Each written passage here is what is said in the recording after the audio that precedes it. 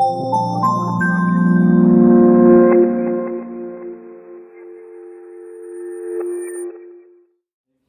alaikum. Thank you for coming to the book launch and all the evening with our dear friend Habeeb.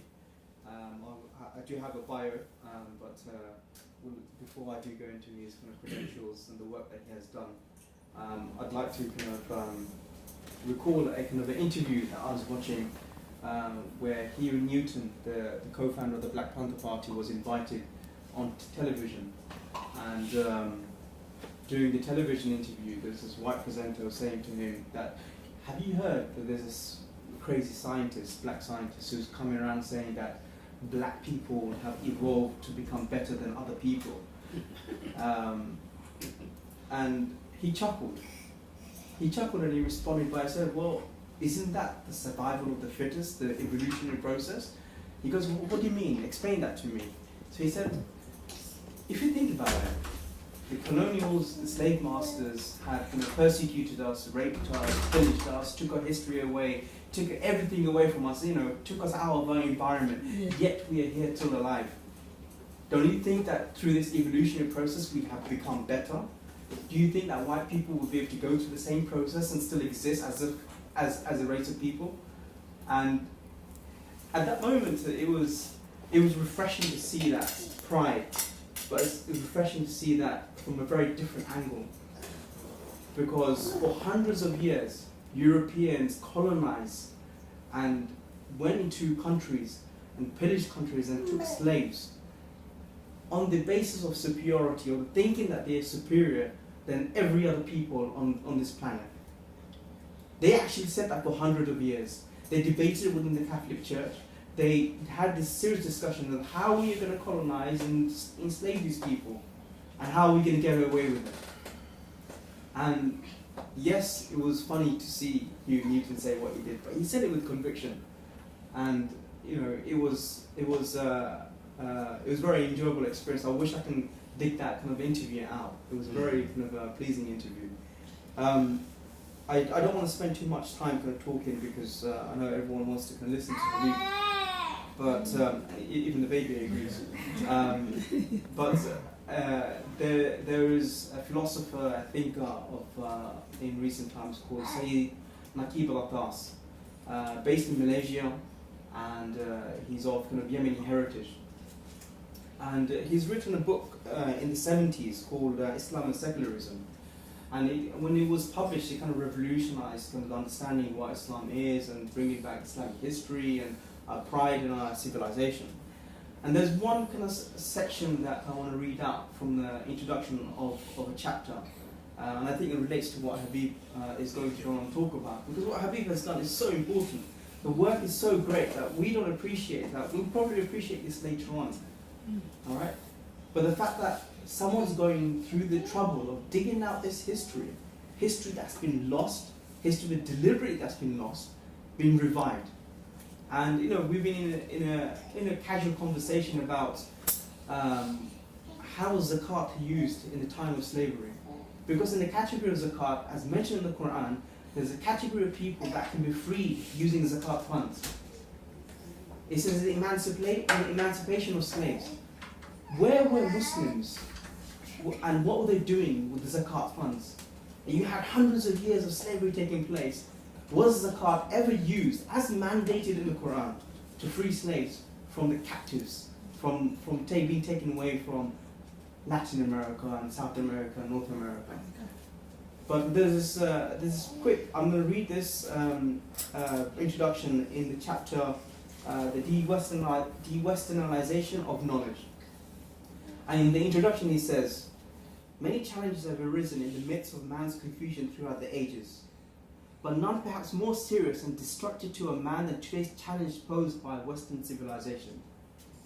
I venture to maintain that the greatest challenge that surreptitiously arisen in our age in the challenge of knowledge, indeed not as against ignorance, but knowledge as conceived and disseminated throughout the world by Western civilization.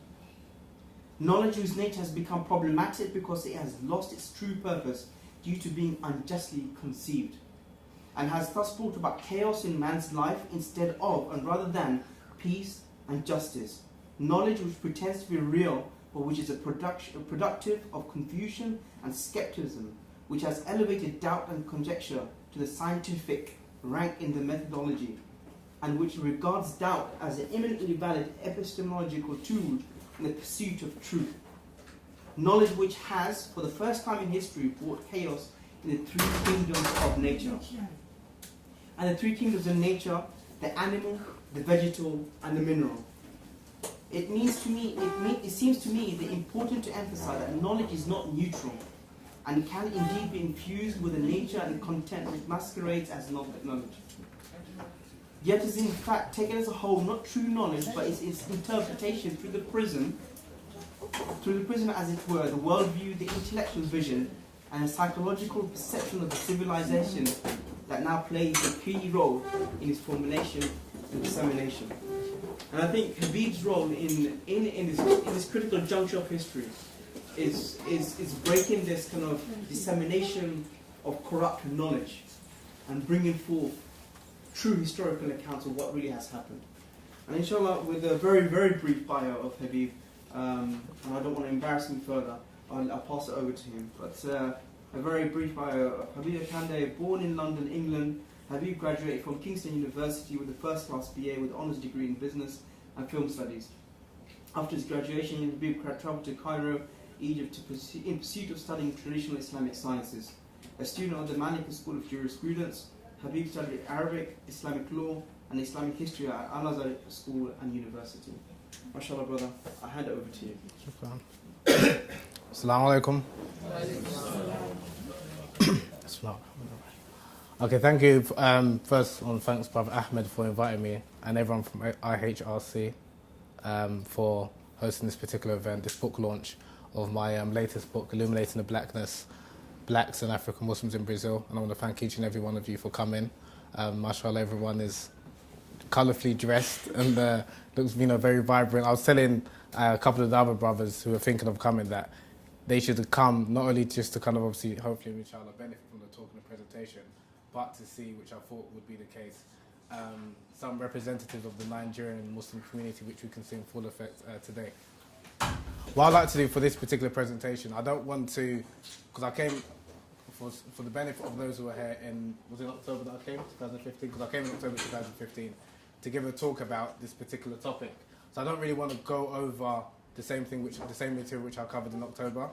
But what I'll do, I'll talk about why I wrote this book, and some of my thoughts in terms of why I was writing the book and what my aim is in terms of trying to write this book, and some of my recent trips to Brazil. I've been fortunate enough since October 2015, I've been fortunate enough to travel to Brazil a couple of times. So I want to talk about that and talk about some of my, what I found in terms of the Muslim community in Brazil. And not only to talk about the Muslim community and the history of Islam in Brazil, I want to talk about things pertaining to the Muslim community which is similar to the Muslim community in London, or in England for that matter. We know obviously the Muslim community is multicultural, we are the minority, likewise in Brazil, and there's things that we can draw inspiration from and parallels from, so I want to kind of talk about that. So I've got a presentation, so fortunate enough for you, not have to look at me for, I think, half an hour, 45 minutes. So I've got a number of pictures. I want to talk about, again, some of the stuff that I've seen in Brazil, and I will use that in terms of part of my presentation. So if we can go to the first slide. I just want to give a quick overview of what the book is about. Okay, the book is it's called Illuminating the Blackness, Blacks and African Muslims in Brazil. The book is split into two parts. Part one deals with the issue of anti-black racism in Brazil. I mean, for those of you who are not aware, Brazil, as we know, is a multicultural society, and one of the things which the media likes to propagate is that Brazil, there's no racism in Brazil.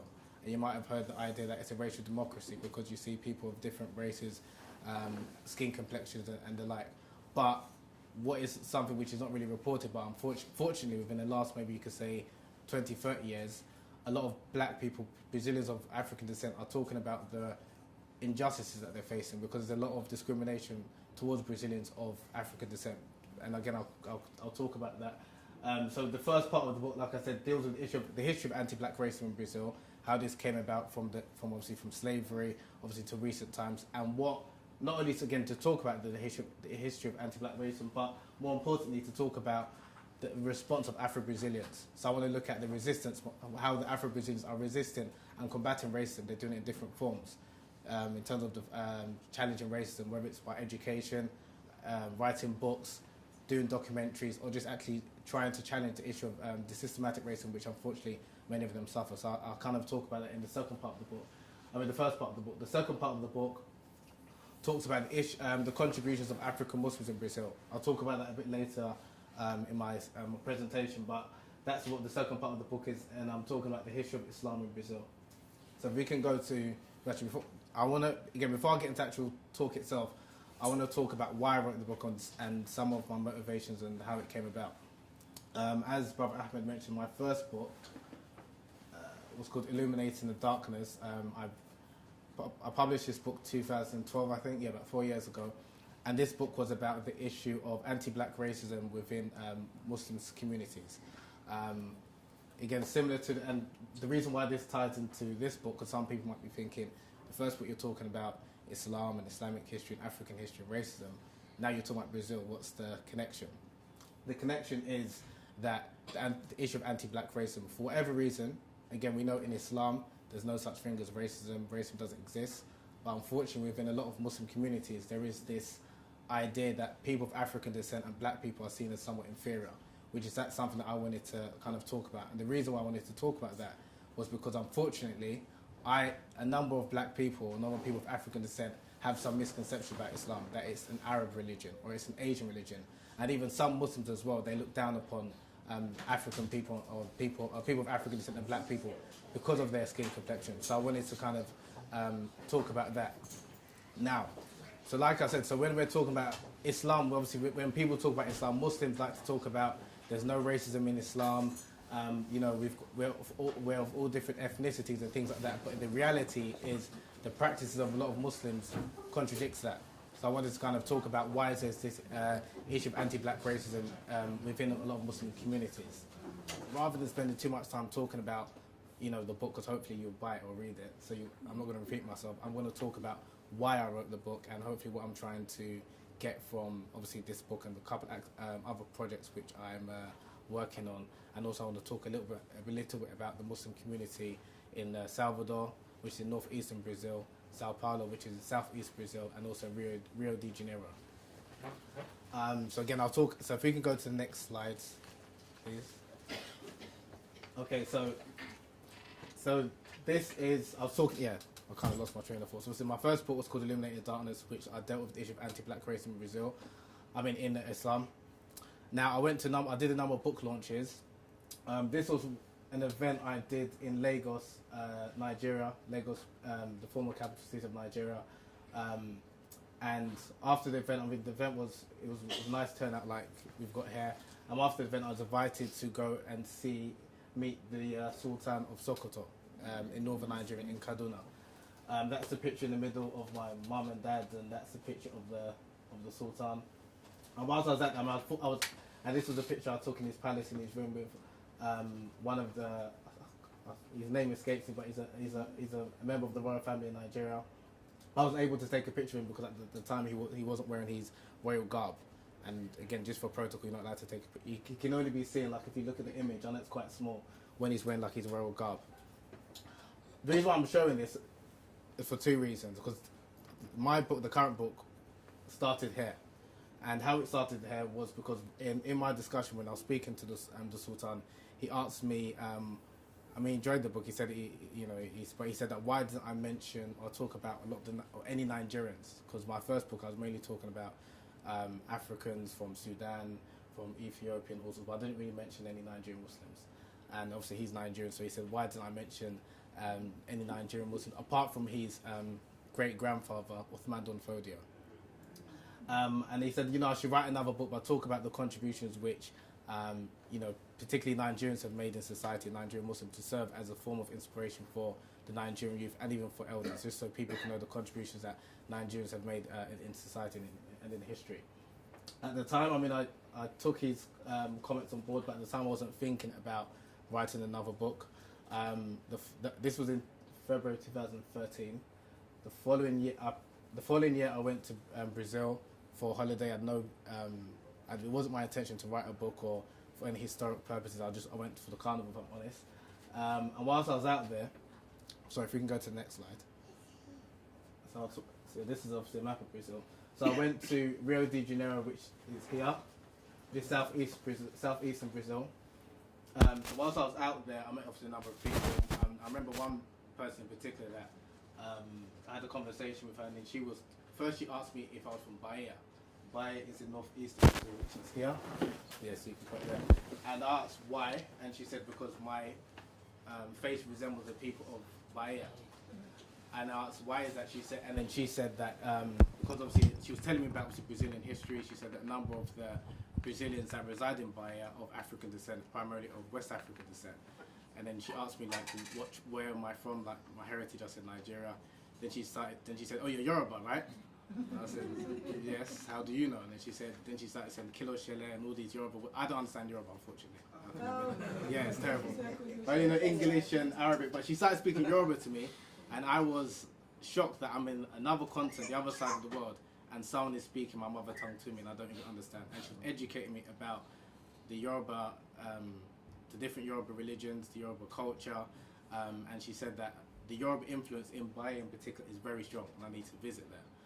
So that kind of struck a chord. So this was in like February, like 2014, November 2014. I went to Bahia, and also went to Sao Paulo. And then whilst I was in Bahia, I was struck by, and anyone who's been to Bahia, you can see the clear African influence.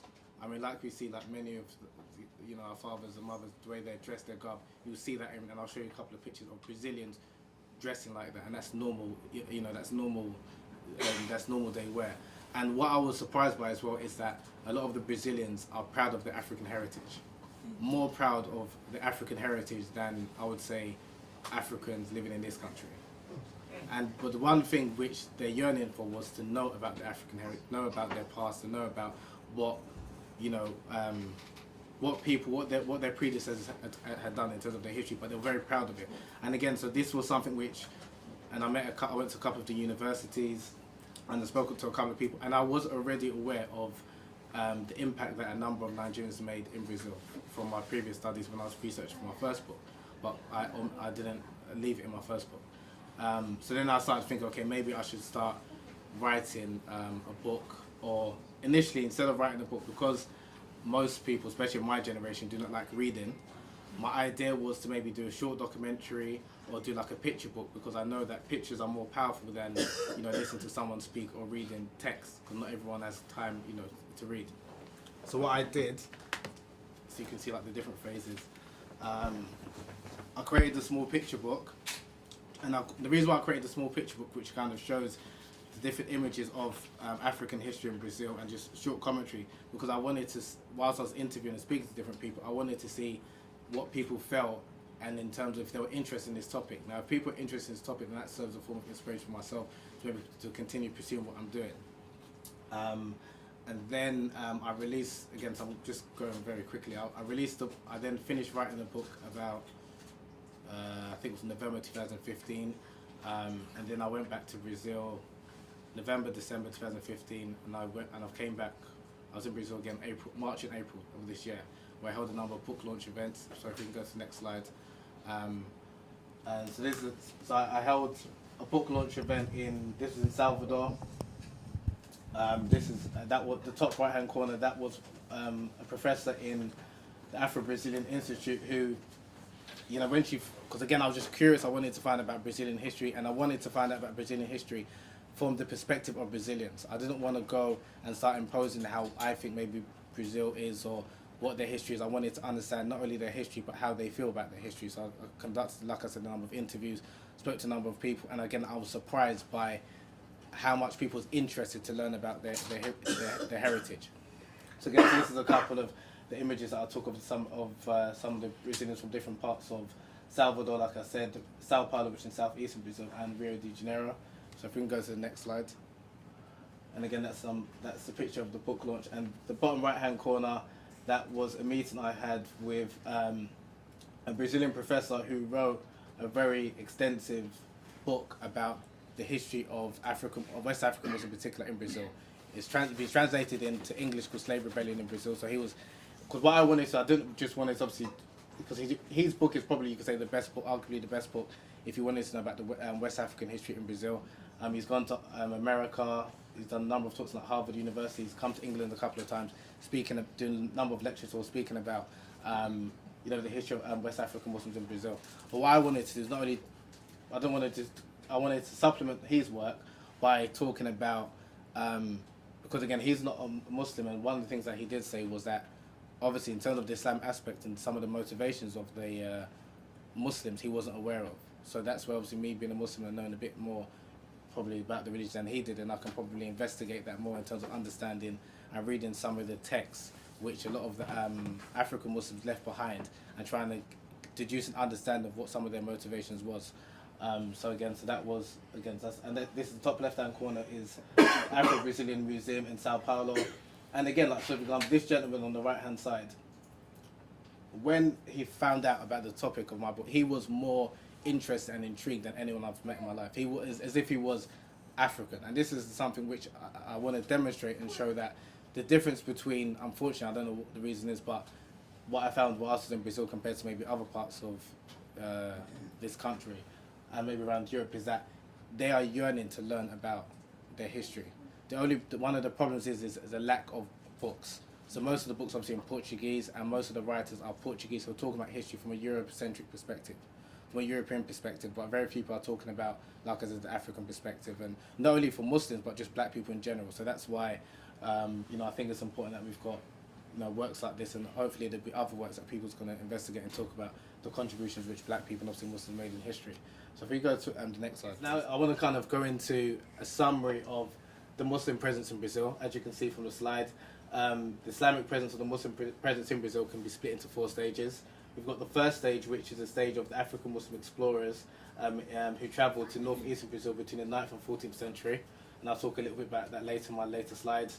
The second stage is the enslaved African Muslims, or primarily of Yoruba and Hausa descent, which is in modern-day Nigeria.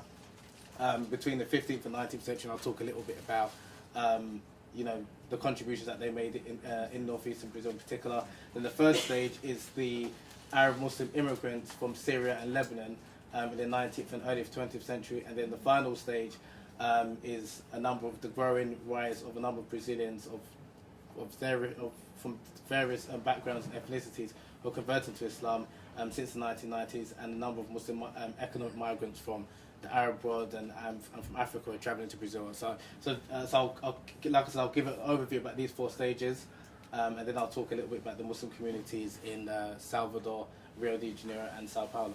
So if you can go to the next slide, please. So I want to talk about the first stage.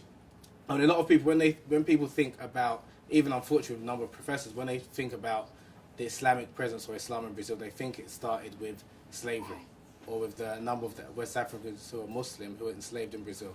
But not many people are aware that a number of Muslim explorers, some from West Africa and some from North Africa, travelled to the Americas even before the European colonizers. And this is something that not many people are aware of, and this is part of the hidden history which Prof. Ahmed was talking about, that it's important that, and we can't expect other people to tell us own history. And this is something that's well documented. This isn't like a conspiracy or anything like that. Even many people, even when you think about who discovered America, most people say Christopher Columbus. Now, not many people are aware of that. Even when Christopher Columbus, when he travelled to, and he was lost, by the way. It's not like he was lost. He was trying to get to India. When he arrived in America, there's even reports that he found gold that was from Mali. He found gold that was from Mali, and a number of historians and anthropologists have deduced that gold, because Christopher Columbus, I think, was in late 15th century. Yes, late 15th century. Before 1312, has everyone heard of Mansa Musa? So Mansa Musa, we know, is the great Mali emperor, but not many people know about his brother, Abu Bakr II. Abu Bakr II, who was his predecessor, not his brother, so his predecessor, he with 2,000 ships travelled across the Atlantic, and there's reports which he landed in northeastern Brazil in a city called Recife. And there's no reports of them coming back, but the fact that they took a number of gold and a number of like food stuff and stuff with them, this is why a number of the historians that said when Christopher Columbus and some of the Europeans, when they found the gold from Mali, it was probably from the West Africans who travelled to Brazil. or travel to the Americas and also like they landed in Brazil. There's also reports going before obviously the 14th century, during the 9th century, when the Muslims were ruling Islamic Spain, which is modern day Spain, obviously Portugal. There was a report of a North African Moor. A Moor is a word, it was a controversial word. It could be referred to someone who's Berber, I mean someone from North Africa, someone of Arab descent, someone who's black, whatever. But we know generally that when people talk about Moor, it's probably someone who's from North Africa. There's a report of a North African who travelled across the Atlantic, and he came back with a number of riches. And a number of like historians and anthropologists, again, just by looking at the map and the way, like if the current of the map and things like that, he probably would have landed whether in Brazil or somewhere around the South America or around the Caribbean. So this is some of, again, like a lost history, which shows that when we're talking about Islam or the African presence in the Americas, it starts way beyond slavery. It starts way beyond slavery. So this is something that I wanted to kind of talk about. And then if we look at the next slide, sorry. Again, I want to talk about, this is, because I don't really want to talk too much about slavery. Slavery is quite a depressing topic. And I don't want to just talk about a topic that's just going to make people feel, you know, that they want to go outside and do some sort of rampage. I want to talk about things which we've contributed like positively.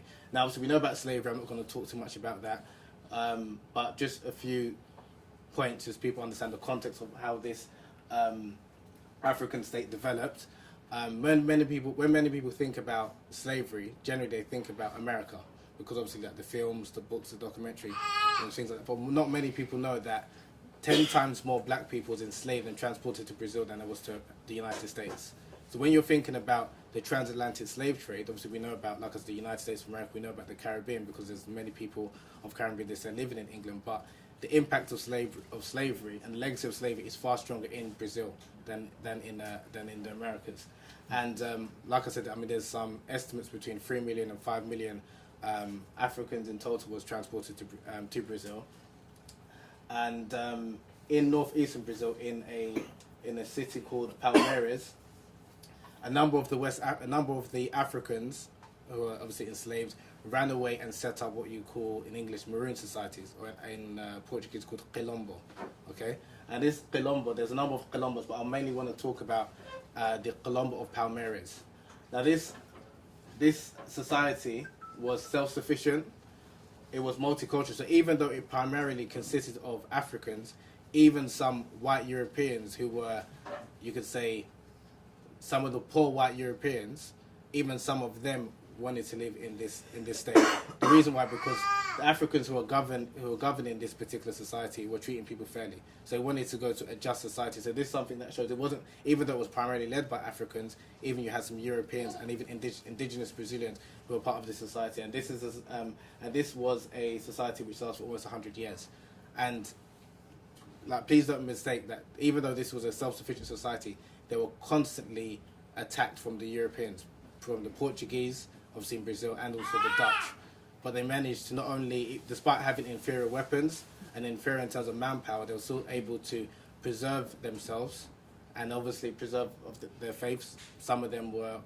Most of them were traditional African, followers of the traditional African religions, but there are also some Muslims as well, who helped Zumbi, who I'm going to talk about later, who helped form some fortresses and things like that. So I'll talk a little bit about the legacy and the history of the Colombo of Palmeiras. If we can go to the next slide. And then this is a figure which I also talk about. It's called Zumbi dos Palmeiras, Zumbi of Palmeiras.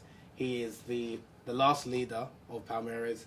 He was executed in 1695 on the 20th of November. And his legacy is still strong and still remains strong in Brazil, so much so that you have a university that's named after him. And even in Brazil now they've got a Black Conscious Day. So you know, like we've got Black History Month in the UK. In Brazil they've also got a Black Conscious Day, and it's named after this man. And again, the reason why I think figures like him is important is because his resistance and the resistance of a lot of African Muslims, we're still drawing inspiration from these type of figures. So I think that's important, that even though he was a minority and he was in a difficult situation, the fact that he was able to resist, obviously, the Western powers at that time, it serves a form of inspiration, hopefully, to us now, in terms of whatever kind of issues that we're going or whatever what we're facing. If we can go to the next slide, please. I'm just conscious of this time. Okay, so this is the slave revolt. So, because now I'm talking about now that this is the second, you know, I said the Muslim presence in Brazil was split into 4 stages.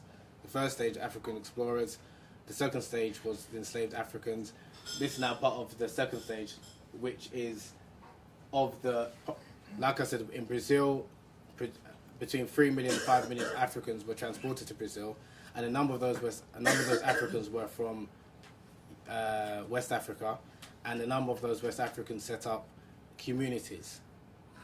They set up communities, they set up schools where they taught people, like I mentioned earlier, about Islam. They taught people Arabic and things like that. Now, one thing that we should be aware of, and again, hopefully to draw some inspiration from, is that a number of these Muslims were educated and were literate, unlike a number of the other African slave people.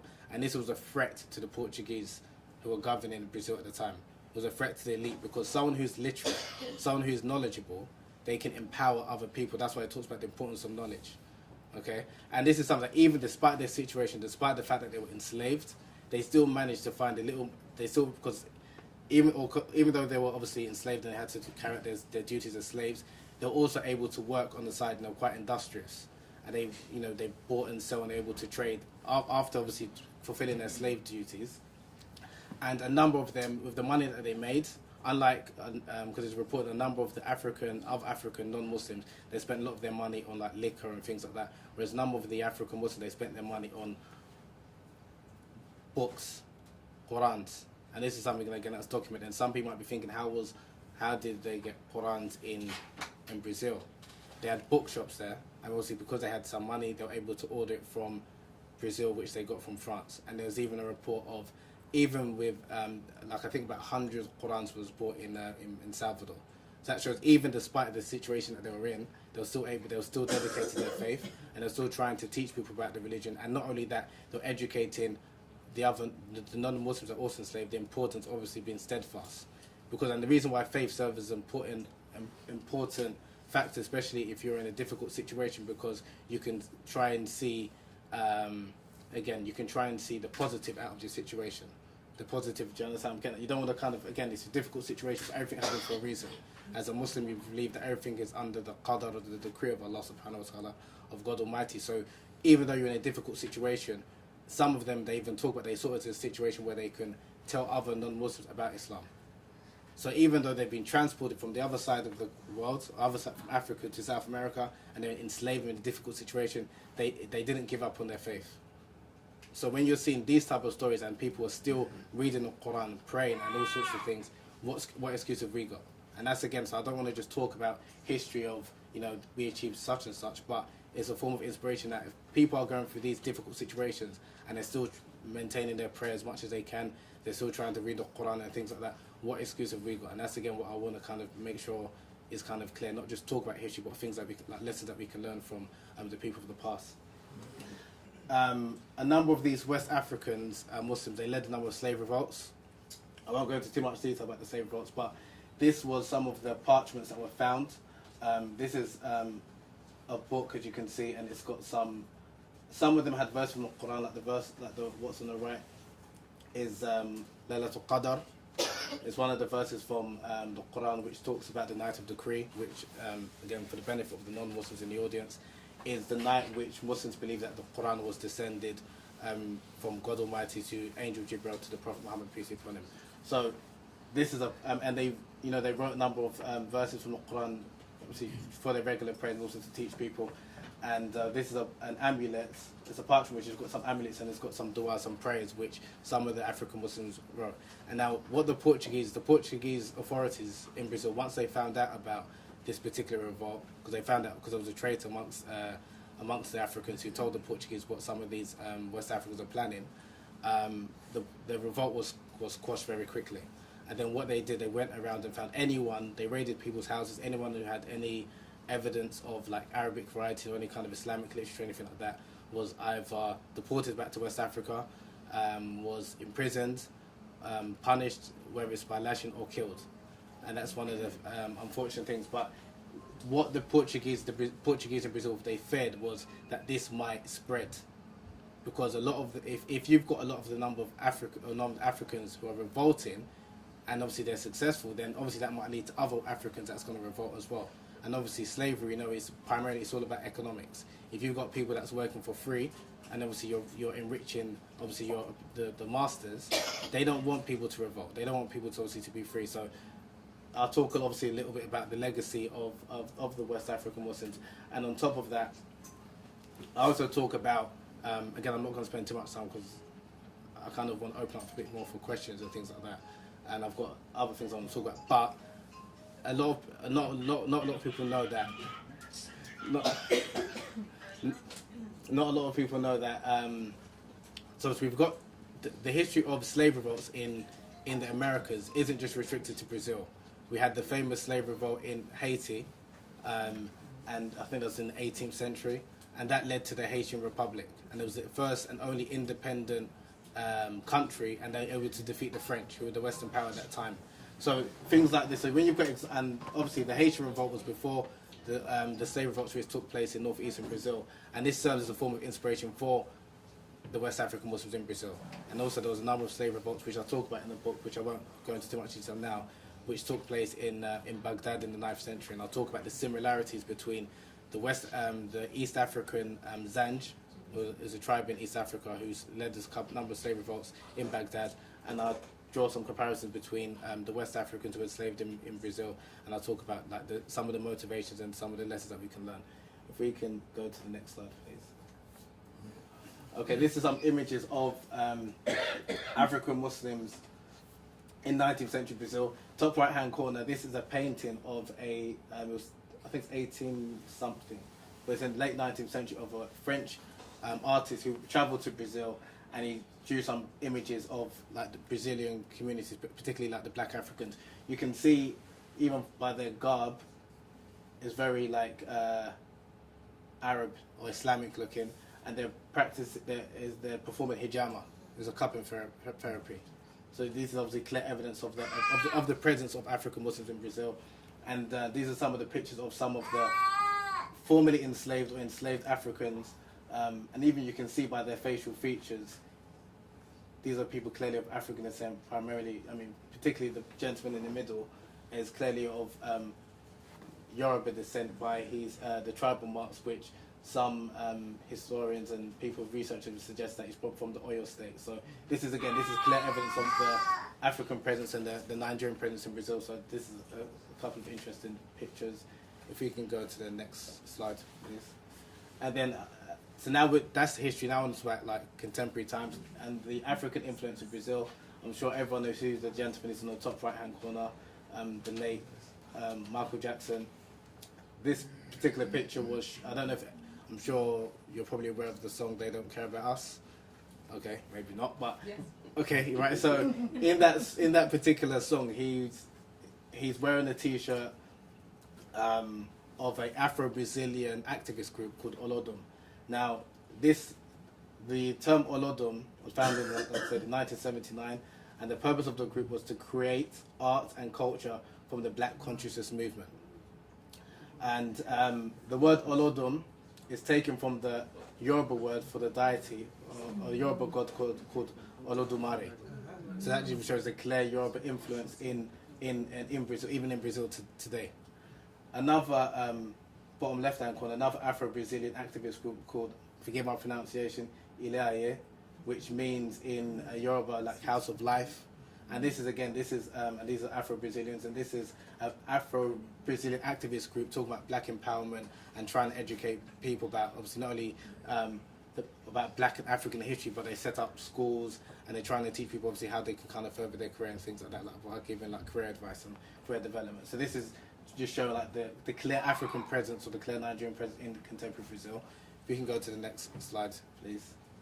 And again, these are some pictures of Afro, and these are all Brazilians. So you can even tell by the garb, you'd think that this is in West Africa. This is in northeastern Brazil, in Bahia, and a lot of, if you go again, particularly in Bahia, a lot of people, they dress like this. This is normal.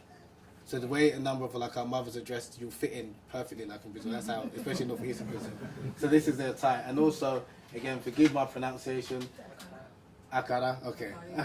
In Brazil, this is called akaraje. Akaraje. Akande. In Brazil, that's what it's called. Now, obviously in Nigeria, we call it in unison. Okay, so this shows the clear, the clear heritage of the African Muslims, or the Africans, sorry, in contemporary Brazil. And obviously we've got the bottom right hand corner. This is a picture of Pele in the museum. So again, I just wanted to show so you can clearly see the African influence in contemporary Brazil nowadays. So if we can go to the next slide, please. And then even in terms of, like I said, there's a revival of Islam, of Brazil, that trying to find out about the African heritage, Islamic heritage. This is a couple of pictures of an exhibition which took place a couple of years ago. It's about the growing interest in Islam in Brazil and trying to challenge the perception that Islam is an Arab religion. So again, this is a couple of the visitors, and obviously you've got the different pictures and information about obviously Brazil's Islamic past. So if we go to the next slide, please. And again, this is some more images as well. And if we go to the next slide, please. Okay, so now I want to quickly talk about the different Muslim communities in contemporary Brazil. I'll mainly talk about Sao Paulo, Rio de Janeiro, and Salvador, because they were the three cities that I visited. And one thing which is striking, again, depending on where you go, the Muslim community, don't get me wrong, is still small, but Islam is a growing religion in Brazil, because a lot of people are trying to find about the Islamic faith. Again, according to the recent census which came out in 2010, there were approximately 35,000 Muslims, and that has increased by 29% from 10 years ago, when the figure was about 27,000. There's some Muslim organisations which suggest that there's up to 1 million, and some say 1.5 million Muslims currently living in Brazil. I mean, that figure is probably exaggerated, but Allah knows best, but it's probably somewhere in between the two, which is obviously a big difference on the figure. But in terms of trying to, the makeup of a number of the Muslims in Sao Paulo, they're predominantly Arab, of Arab descent. And the reason why a number of them were Arab descent, when I mentioned the three stages of the Muslim presence in Brazil, you had the first stage of the African Muslim explorers, the second stage of the transatlantic slave trade, the third stage of the Arab Muslims who emigrated to Brazil in the 19th and 20th century. Predominantly, a number of those Arabs were Christians. There was about 7 million in total that travelled to Brazil during that period. But there was a number of them were Muslims. So obviously, their descendants are still, obviously, a number of them are still Muslims. So that's why the majority of the Muslim population in Sao Paulo are Arabs. But you still also do have, Brazilians of African descent, and Brazilians of and native Brazilians that wouldn't classify themselves as of African descent, but were just mixed. So we can go to the next slide. And then this is another still of obviously Muslims in Brazil. You can see clearly by the picture, a number of the Muslims are of Arab descent, and again, even just in terms of talking about the number of mosques and institutions in Brazil, it's growing each year. There was a account that came out recently by the UNI who said that the first mosque in Sao Paulo was built in 1952. And in 2005, there was a report that said there was only 70 mosques in Sao Paulo. Sao Paulo is the largest city of Muslims in not only Brazil but in South America. But today, there's about 115 mosques in Brazil, which shows obviously Islam is growing, the presence of Islam is growing. And like I said, it's the largest Muslim community in South America. And then if we can go to the next slide, I'll talk a little bit about the Muslim community in Rio de Janeiro. Unlike Sao Paulo, which predominantly the makeup of the Muslims are of Arab descent, in Rio de Janeiro it's more mixed. So like there was, in 2003, a study found that there was 50% of the Muslim migrants were from the Middle East, whereas in Sao Paulo it's probably like about 70 to 80%. And even this figure, it fell to just 15% in 2014. So that shows that a large number of the Muslim population is not only of Arab descent, so there's a number of converts, a lot of Brazilians, native Brazilians who are converting to Islam. And most of the converts are of African descent, are like black Brazilians. So we can go to the next slide. I'll talk a little bit. We're coming towards the end because I can see some people maybe need a little break, or I want to open up for some questions or some discussion. I'll talk a little bit. I spent a bit of time in Salvador, which I said is in northeastern Brazil. Salvador is the former capital city of Brazil. Population of 3 million people, and it's the largest city in Bahia, and 80% of the inhabitants are of African descent, and it's kind of considered to be like the blackest. It's kind of considered to be Africa outside of Africa, because if you were to go there, particularly like Salvador, it's a very like you see a lot of people with clear African heritage in Salvador. There's a Muslim community which I'll talk about a bit later, which was set up in 1990. But this is a picture of the Salvador Mosque. We can go to the next slide. Okay, so these are 3 interesting characters. This is the Salvador Mosque. The bottom right-hand corner is an Arab Muslim businessman who was from Sao Paulo. He emigrated to Sao Paulo, and then when he found out about the history of Islam in Brazil, particularly in Salvador, when he travelled to Salvador, he wanted to resurrect that. So he bought this building. It was a house, and he converted. He wanted not only to be a mosque, but he wanted it to be like a community centre to serve the people. But he wanted to educate even the Brazilians in Salvador about their Islamic heritage and African heritage. So with this man in the top left-hand corner, Mr. Wale Akande, he is a Nigerian entrepreneur.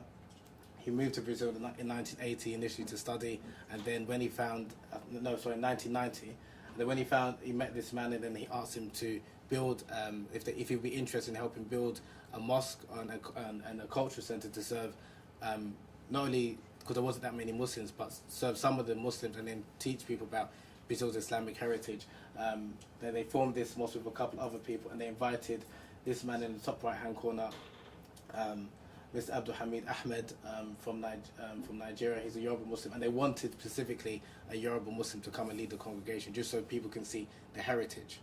Okay, so he's been the Imam of the mosque since 1992. I was fortunate enough to speak to him, and he's still currently the Imam at the mosque. If we can go to the next slide, please. And then this is again some images of the community, the Islamic Cultural Center of Bahia, and the population. I mean, the community in Salvador in particular is increasing each year. They're now actually planning to try and build another mosque, or try and purchase another mosque. Sorry, just because every year there's a number of people that's when they find out about not only about. And what I want to kind of stress is that the thing which he said when I spoke to him is that, or anyone going to Brazil trying to understand Brazil, you have to understand Brazilian culture and how Brazilians understand things, not try and impose even, okay, there's ties between obviously Nigeria and West Africa and Brazil, but even how they practice things is different. Not necessarily Islam, just like the way their mannerisms and things like that. So he was saying that one of the difficulties initially that he faced, that some people that was going over, particularly from Arab countries or even America, was trying to enforce things very quickly. Like, why are you not doing this? Why are you not doing that? And what he was saying is things are slowly, you have to take time, you have to understand the culture, you have to understand the people first and foremost. And then obviously, and on top of that, you need to, if you're someone that is beneficial to society at large, then people see like the beauty of the religion. If you're just preaching, it's not going to work. And that's something which he's actively doing with a number of the Muslims in the congregation, is showing people that Muslims are beneficial to society. And I think that's something that, again, we can kind of learn from and take some lessons from. If we can quickly go to the next slide, I'm coming at the end. And then again, this is just a couple of pictures of the Muslim community, like I said, in Salvador, Bahia. And I'll just share a couple of few things that when I spoke to a number of the Brazilians, Muslims out there. One thing they did say, and this is even that we might not realise, even like the work that Rob Ahmed and everyone IHRC is doing, is the power of the internet. So you might, or like we might be here, however many of us there are, and the little work that we're doing, or even on internet, the importance of the internet, there's something that they did stress, is that a number of Brazilians found out about Islam, found out about the African heritage because of the internet. So that's why it's important for even the little things that you do. Don't think necessarily about the impact you're having here. You might have a big impact on the other side of the world. And that's something one of the brothers, he was almost in tears, and he was saying that he wanted to specifically thank the London Muslims for inviting him to Islam. I said, how did they do that? He said, because he was just on the internet reading about different things, and he came across a forum by London Muslims based in London talking about the religion, and then he found out about Islam, and he lives close to this mosque, and he never realised it. And then he found out about the mosque, and then again. So it's just, I think it's important, and again, I don't want to just talk about history and talk about, oh, we did this, we did that, what we can learn from it. So it's something that if we, primarily speaking to the Muslims, that if you're benefiting people and people can see the benefit in what you're doing, people naturally will gravitate towards you. But if you're just preaching and talking about we did this and we did that, or people can't see that in your work, your actions, it's not gonna go anywhere. And that's something which you can which I saw for myself in Brazil, and I think that's just something, just little insights about my few trips there, and again a quick overview about the book. I think coming to the end, and then I think we can open up for like questions and discussion and things like that. Round of applause.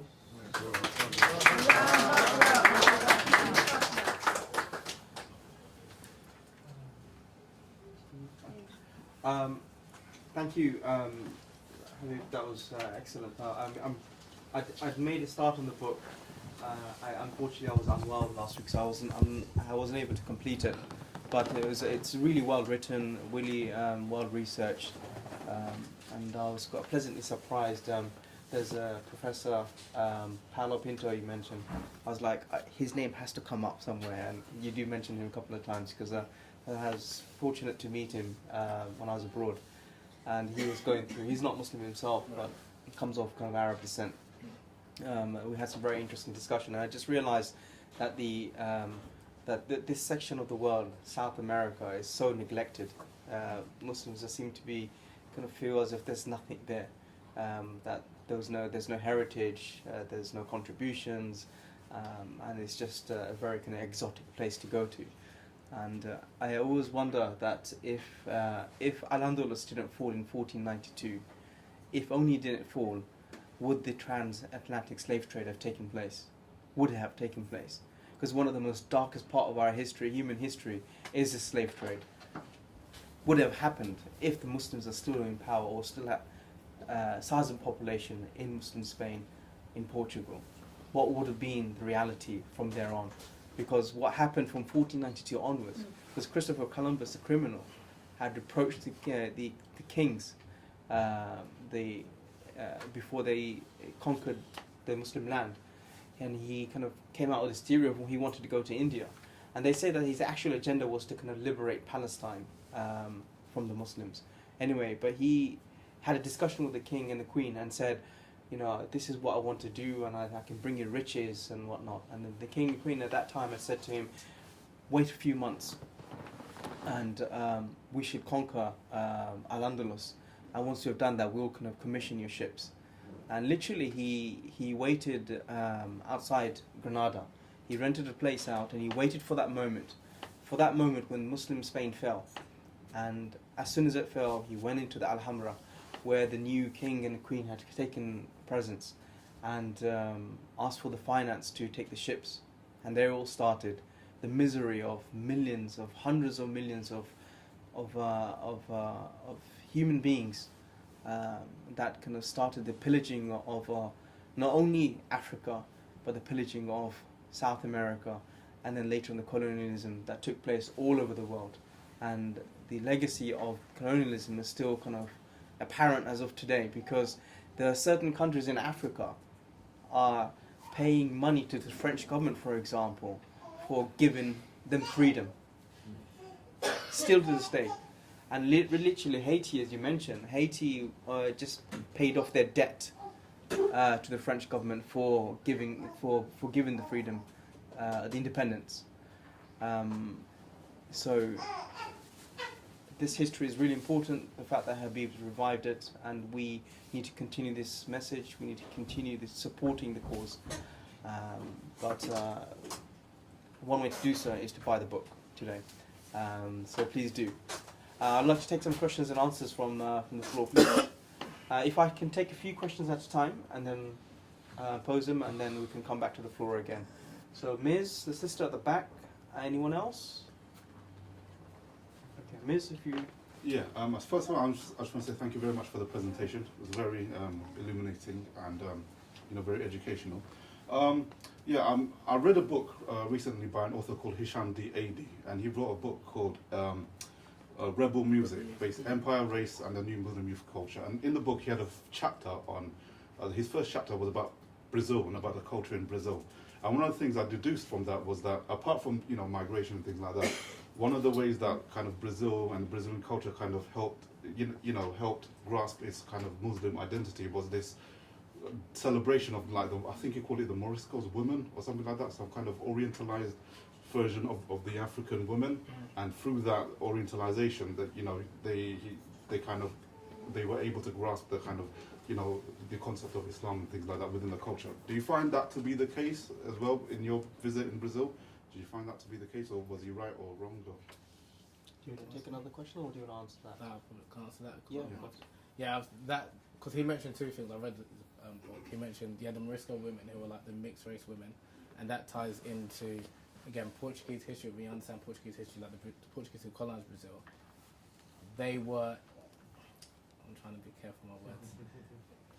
Because their first sight to Brazil, because there's reports that even when Pedro Alves, when he first landed in Brazil in 1500, and what they were enamored by Brazil is the Brazilian women, because a lot of them were naked and things like that. And they used to talk about these exotic women, and they drew comparisons with the native Brazilian women who were brown in complexion, long black hair, with the North Africans when they're in the Iberian Peninsula. Because again, a lot of the Portuguese and Spanish, they were enamored by the North African women as well. So that's what, and they used to kind of talk about that a lot in their literature and things like that. So when he was talking about, that's how, because again in Brazilian literature, the popular culture, they talk a lot about like the exotic woman, and they use some references to like the North African things like that. So that's why he was drawing comparison that when a lot of the youth, or when people found out about this, and they traced obviously, there was an Islamic presence, and then they found out about Islam. But there's another thing that he did mention as well in his book was the influence of hip hop music. I don't really talk about that too much, but I did mention it in my book. The importance of hip hop music in terms of reawakening and telling people about Islam. So, like I mentioned earlier, a lot of people in my generation, we don't like to read, but obviously we like music, we like visual things, and a lot of the hip hop rappers, a lot of the rappers, particularly from America, not all of them were necessarily Muslim, but because they were using Arabic words or they were referring to historical figures, whether it's like Malcolm X, Muhammad Ali, and things like that, and even like you've got Public Enemy who using like Arabic words, and even like Tupac Shakur, people don't even know Shakur is an Arabic name. So when people kind of find out about, researched about, then they realize, and some of them were talking about the history of the West African Muslims who led slave revolts in Brazil. So when you're a Brazilian, you're hearing that, then they're doing some research into their culture and their history, and then that's how some of them found out about Islam, embraced Islam. So yeah, there's a number of different reasons. I didn't really get time to kind of talk about it today, but I mentioned in my previous presentation that even with understanding what drew Brazilians to Muslims or why they converted, it depends on their background. So generally, and I found that a number of Brazilians from lower socioeconomic backgrounds and generally of African descent, they were more captivated by like maybe like the hip hop music. They found out initially about Islam by maybe like hip hop music and black activists and the Malay revolt, the revolts of the Muslims in 19th century, because obviously they're in a difficult situation and they found inspiration from those enslaved black Africans who were resisting. Do you understand? So obviously they can relate to it. Whereas a number of the converts of Arab and European descent Brazilians that I spoke to, a number of them, they found out about Islam, or they're intrigued about Islam from maybe Sufism, or learn about Islam in the education system and things like that. So again, it depends on, it differs depending on obviously what their economic situation obviously and the person is. But generally it's fascinating because like I said, a number of the Brazilians and it's similar in this country to be honest as well, that you do find that a number of people from maybe you could say lower socioeconomic backgrounds, they kind of resonate with people maybe similar to them. If they happen to be Muslim, then they might be more aligned to them. So again, it's, this topic is endless. The country is like massive. Brazil got like 200 million people, and there's so much things I can talk about. But but like you said, that was some of the 2 points. Or that was the point in particular in terms of the Morisco women and things like that, and that ties into the people of the Iberian Peninsula. The government was definitely not supportive, and the reason why is because a lot of the Muslims were seen as a nuisance. They were rebellious, they were troublesome, and they were causing a lot of commotion. And not only that, they were instigating things, not instigating just to attack people, they were instigating people to obviously to not be enslaved, and they were obviously encouraging other people to fight against slavery and to like run away and set up maroon communities like quilombos. And so because of that, the government was not helping at all. The government wanted to suppress the anyone who was rising, leading uprising. It doesn't matter if you're Muslim or not, but particularly the Muslims, because they found the Muslims to be quite dangerous. And that's why even the term I don't really get to talk much. The Portuguese, they referred to the Muslims as Malays. and that word is derived from the Yoruba word imale for Muslims. So that's they specifically targeted, particularly they were saying like the Yoruba and Hausa Muslims. They were troublesome. They were troublesome not because they were just wanted to cause anarchy, because they were resisting slavery. And again, that can have from their perspective, that can have that can affect their pocket, because a number of slaves are revolting, and that's going to affect the economy. So the government was no way supportive or by any stretch of the imagination, unfortunately. Question. I do not speak Yoruba and I barely understand it. The only reason is because I'm lazy. I probably should understand the language, but yeah, I'm just lazy. But it is interesting that people from the other side of the world do speak the language. In regards to the first part of your question, in terms of the Muslim community in Brazil, one thing I did find, which again I didn't mention in my presentation, is that a number of the same way I mentioned, like a number of Brazilians are interested about their African heritage, and that includes Brazilians who are dark in complexion, like white in complexion, of European descent. Even in terms of Islam, unlike Europe, a number of Brazilians I came across, both Muslims and non-Muslims, were very tolerant of people of other faiths, and they didn't have an issue like the whole issue of Islamophobia and how Muslims are struggling in parts of Europe in particular. I didn't get that impression from speaking to a number of Muslims when I was out there, and non-Muslims as well, and even the media. So the Brazilians are very tolerant people. Again, there are some issues where obviously maybe some Muslims are discriminated against, but for my findings, speaking to people, and it's isolated. But it's just a thing that they didn't have access to learn about the religion. So again, the fact that, and there was even a number of Muslims from like Egypt and the Arab world who were emigrating to Brazil, because again, some things some people might not be able to deal with, because you see all sorts of things, but they were actually tolerant in terms of letting people practice their faith, and people that ask questions. So when women were wearing, like in Sao Paulo, you see a number of women maybe wearing like the hijab and longer. People ask questions like, "What is that? Why you wear that?" But the onus is on Muslims to kind of then not be shy about their faith and talk about it. If someone's asking a question that intrigues, tell them about why you wear your dress like this, or and things like that. So my experience again of Brazil and speaking to Brazilians is very tolerant, which I think is. I've actually got some footage. I've already started filming the documentary, because again, my idea in terms of obviously this project, shall we say, is not just a book, because I know a lot of people of my generation, we do not like reading, and I'm aware of that, and you can't force, even people that's older, you can't force people to read, but it's important to let people know, be aware of their history, which is obviously hidden and things like that. So I'm in the process of making a documentary, but what I want to do is make a couple, and I'm working with a couple of people. I was actually just speaking to one brother from America who's based in Brazil, but I want to show different aspects. But I'm actually in the process of making it. I've been saying this for a while, but I'm not sure when I'm going to release it. But I probably would do, maybe rather than having like a full length hour, an hour and a half, because again that probably would bore people. I might have like short 15-minute, 20-minute things, so like on YouTube, and then after maybe do a feature length documentary. But that's something that I'm planning to do hopefully in the future. And but again, it's just trying to find the time. But it's something that I think is probably more important maybe than the book, because I think that probably will reach a wider audience. But it's just a case of doing it, kind of thing. But yeah, that's something that I plan to do hopefully. In terms of like voodoo and the traditional African religions, that is stronger and growing in Brazil more than Islam. And one of the reasons for that, when I spoke to the Imam of the Salvador Mosque, he said because the government are funding these organisations more than the Muslims.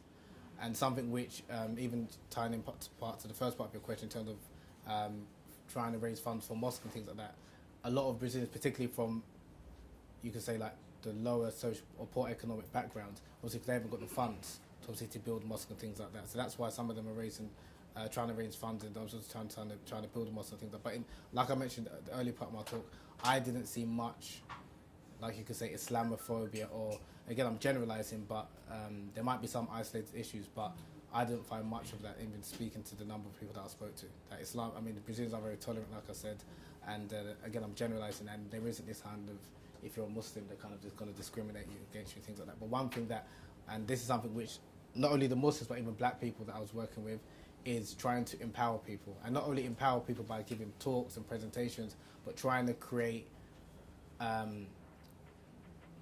jobs, or people can kind of be self-sufficient. And that's why I wanted to, I use the example of the Colombo of Palmeiras as an example, because this was a self-sufficient society. They wasn't relying on handouts. And I think that's important not only for the black community in Brazil, but also for the Muslim community to try and be self-sustaining, financially self-sustaining. Because obviously when you've got the money, you can look after yourself, then you won't need to obviously be asking for sustenance from the government, who really, it's not in their interest for Islam to spread or for black people to prosper.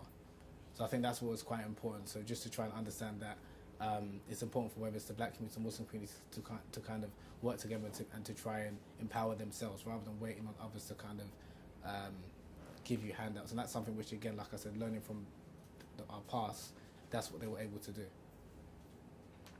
Can I have one final question? Just a comment and a remark. I say, in my comment, I congratulate you. You did very well. The line is massively with you. And I'm assuring you that the sky is the limit, inshallah. Allah will guide with you. And my remark is, you are advised to start. I know where you started. You are just moving down to main Africa, because when they say you should talk and cast to Africa, you cannot do very well until you come to the West Africa. May Allah help you and guide you. Why I say this, I said, you have a lot to talk. Father side, mother side, and you cannot talk about West Africa without talking about my village. That is what I want you to try very much. Because it's the largest village in West Africa. May Allah help you.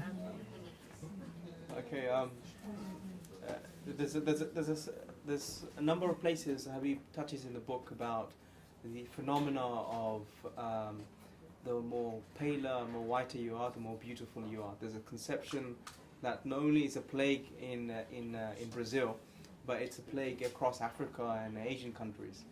So, you know, if you go to places like Malaysia and I'm sure in parts in Africa as well, or even Bangladesh, you have like creams that called Fair and Lovely to make you look more paler than you are. And Habeeb talks about people who want to go up the kind of social ladder, bleaching their skin in the process so that they can become successful.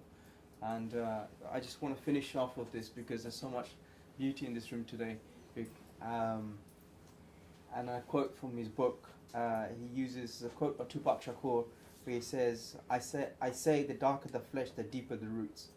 And then to finish off on James Brown, he says, say it loud, I am black and proud. Assalamu alaikum.